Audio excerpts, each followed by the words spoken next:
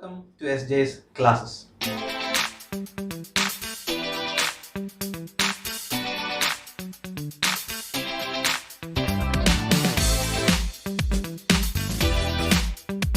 video lesson, we will be discussing Dr. Samuel Johnson's first literary critic that we have to confront as part of this module is William, first of which is known as Parthian tradition and the other as the Manipravalam. It's a short introduction to the English novelist, journalist, essayist and critic. The two of the most popular Greek critics, Plato and Aristotle, is considered as the representative of the fifth era in Malayalam. Famous and that is a folklore mythological story that is being referred to here.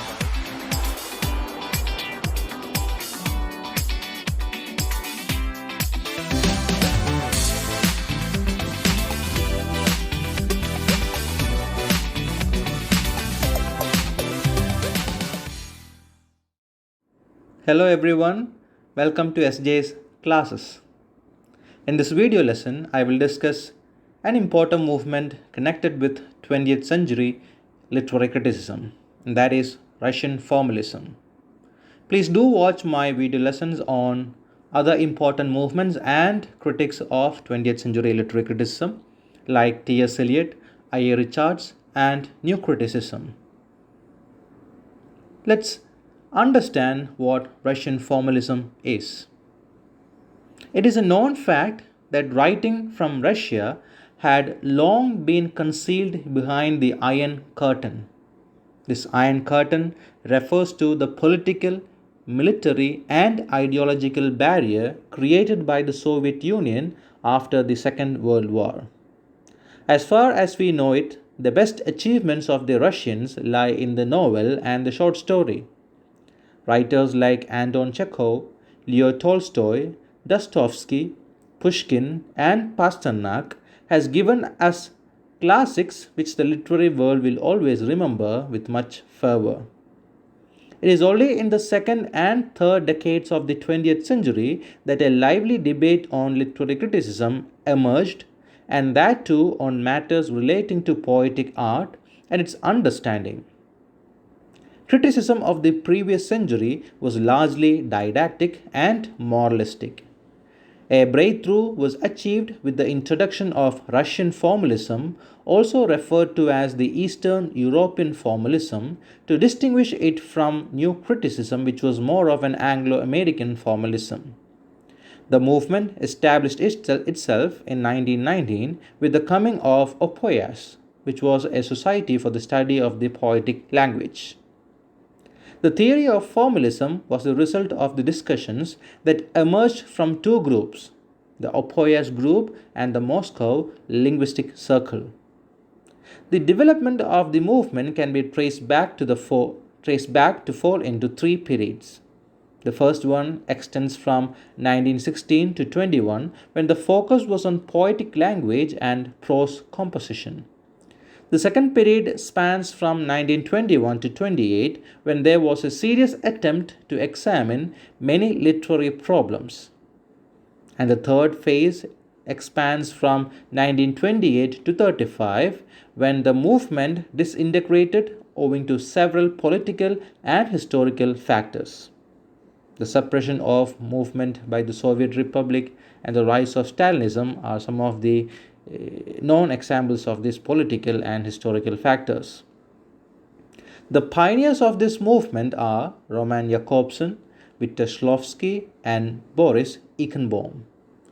Let's also discuss the nature of this movement. Russian formalism was a major reaction against the biographical determinism and positivism. Positivism is accepting that which can only be scientifically verified. So, Russian formalism was a reaction against this sort of biographical determinism and positivism of the 19th century. The Russian formalists made an open attack on the historical, sociological, and other extrinsic approaches to literary study. The term formalism generally denotes the kind of criticism that lays stress on the form of a work rather than on the content. The formalists were of the opinion that a work is an artifact governed by its own laws of existence without reference to the author or the external world. Both Russian formalism and new criticism had their roots deeply planted in this idea.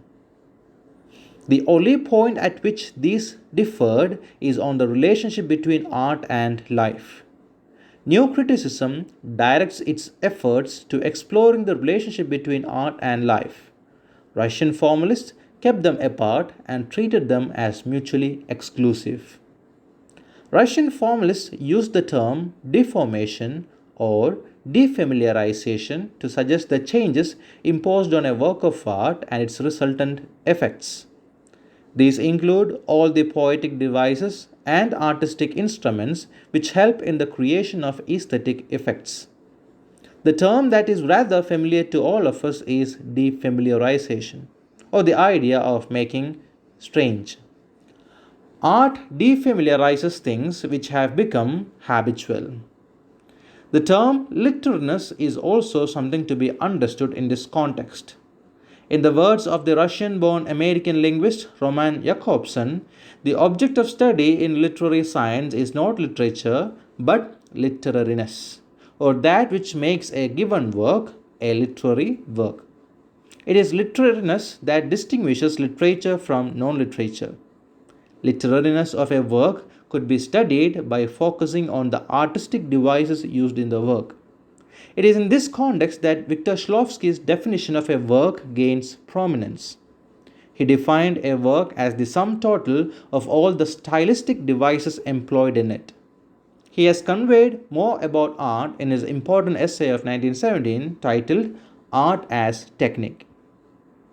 It is a Russian formalist who developed the concepts of fabula and sujet. The former refers to the chronological sequence of events or the story, and the latter refers to the order of presentation in the narration or the plot. In simpler terms, sujet is an employment of narrative, and fabula is the chronological order of the events contained in the story. Fabula is the action itself, while sujet is how the reader learns of the action.